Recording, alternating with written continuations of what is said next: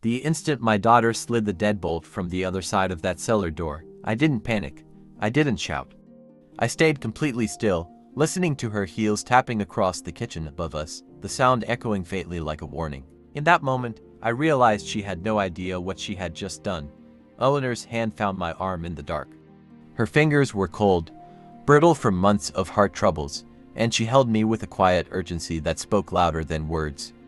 I leaned close and whispered, "Don't make a sound. They think they've won. They haven't." She didn't question me. After 41 years, she knows that tone. It's the tone of a man who has already thought 3 moves ahead. She exhaled, loosened her grip, and trusted me. That trust has always been my most precious inheritance. Before I tell you what happened next, you need to understand the house, because the house is everything. I built it myself, every brick and beam, starting in the spring of 1987.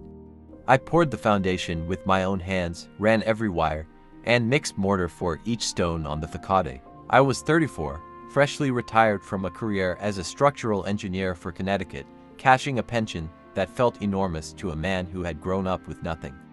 Eleanor was 31 and pregnant with Celeste.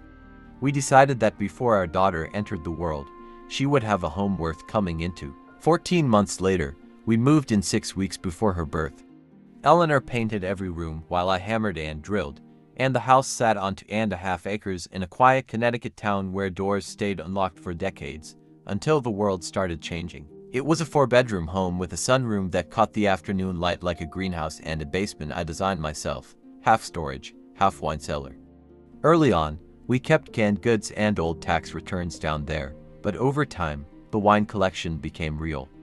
Eleanor discovered Burgundy in her 40s, and I indulged her. By the time Celeste went to college, the cellar held hundreds of bottles. I installed a heavy oak door with a climate-controlled rack and a bolt on the exterior. Eleanor's idea for temperature consistency. I never imagined that bolt would one day be used against us. Celeste had always been ambitious, though Eleanor called it hungry. Not the hungry of want, but the kind that comes when someone has everything and decides it's never enough. She married Derek Holloway 11 years ago, a commercial real estate developer from Fairfield County. At first, I didn't dislike him, but it only took a few months. They lived in Westport, drove expensive cars, and took vacations that seemed designed to impress. But the house in Connecticut, fully paid off and sitting on prime land valued at nearly $1.4 million by 2023, began to attract Derek's attention in ways that didn't feel innocent. It started with a call 8 months before everything fell apart.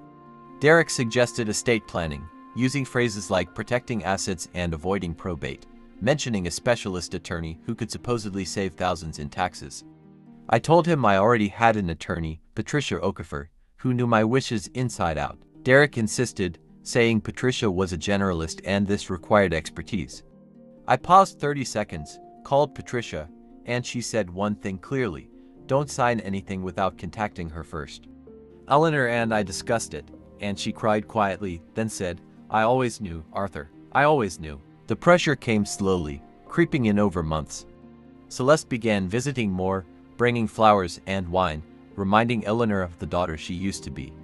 Derek spoke of taxes, maintenance costs, and financial burdens, subtly convincing us that transferring the property now would be wise. Eleanor's health had been declining, she tired easily, and the cold worsened her heart condition. I handled more chores, grocery runs, yard work, everything she had once managed effortlessly. Derek saw this and saw opportunity. The breaking point came on the coldest Saturday of January, when temperatures plunged to 11 degrees. Celeste and Derek arrived together, papers in hand, faces rehearsed to appear caring. They sat at my kitchen table, the one I made from a single slab of black walnut. Derek laid out the deed transfer, explaining the life estate clause that supposedly allowed Eleanor and me to stay until death. I read every line slowly, observing Derek's tightening jaw.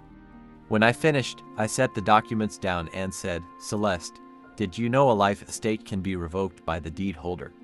She exchanged a glance with Derek.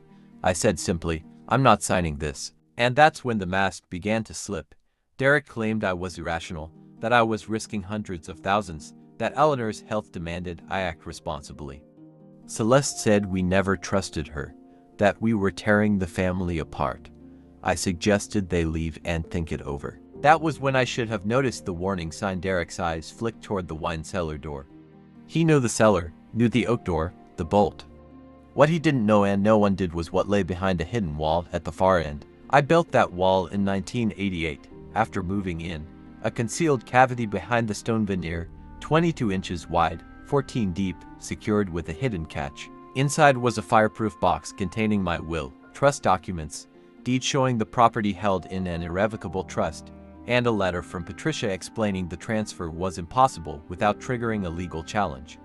6 months earlier, I added a prepaid burner phone. Eleanor didn't know. I hadn't told her because I wanted something real in her hands if the moment ever came. After I refused to sign, Derek made calls, and we drank coffee in silence, the quiet between Eleanor and me louder than words. When Celeste returned, smiling as if offering peace, Eleanor agreed to go down to the cellar. I chose a coat for her, and that's when Derek stepped back, sliding the bolt from the kitchen side. The door was locked. Derek's voice called through, telling me the house was theirs, the deed on Monday, cooperate or spend the weekend below. I whispered to Eleanor, "They made a mistake," she said. "It's freezing. I need my medication," I said. "Give me 4 minutes." In the dark, I crossed the cellar, opened the hidden wall, retrieved the box and the phone. Eleanor gasped, relief and disbelief mixing in her voice. I showed her Patricia's letter. The trust made the transfer void. We called Patricia first. She had emergency injunction paperwork ready, then 911. The police arrived in 14 minutes, unlocking the bolt and flooding the cellar with light. Derek was arrested for unlawful restraint and attempted fraud. Celeste was implicated but later released pending civil action. The trust held. The house remained ours. Sitting in the kitchen afterward, coffee cold, I felt something solid, something enduring. Grief for Celeste lingered. She was still my daughter, but the house, the structure, the preparation, all held. Eleanor recovered, forgiving more easily than I ever could. Together, we reviewed every contingency, every document, ensuring nothing could be taken again. The house still stands. I walk it daily, checking, verifying, reminding myself that true security is built long before the door is locked. They thought they could take it, but they forgot one thing: I built it, and everything I build holds.